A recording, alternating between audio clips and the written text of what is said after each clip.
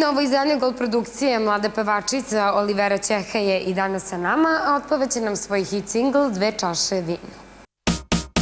Dve čaše vina, kraj kamina, pamet odnele, dve noći lude, još mi sude, ali briga me, dva strana tela, tako vrela, raj su videla, zašto bi se toga stidela?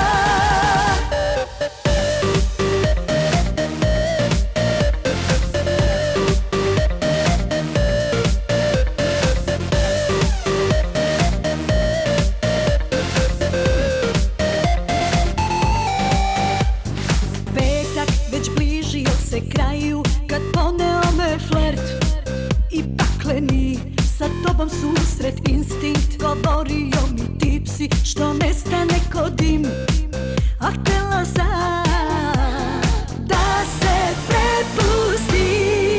Dve čaše vina, kraj kamina, pamet odnele, dve noći lude, još mi sude, ali briga me, dva strana tela, tako vrela, raj su videla, zašto bi se toga stidela?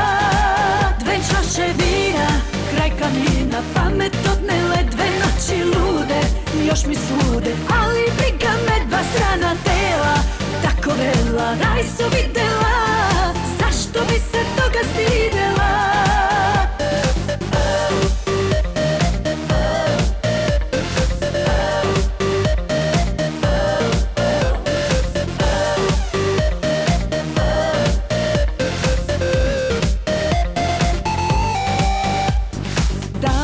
Sam čula takve priče, znam bajke su sve to, i kraj tebe mi nije mesto, ljubav je strana reč za tebe, ti odgledan si film, a htela sam da se prepustim.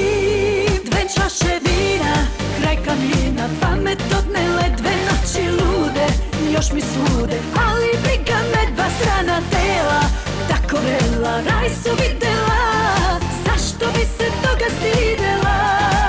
Dve čaše vina, kraj kamina, pamet odnele, dve noći lude, još mi sude, ali briga me, dva strana tela, tako vrela, raj su videla, zašto bi se toga stidela?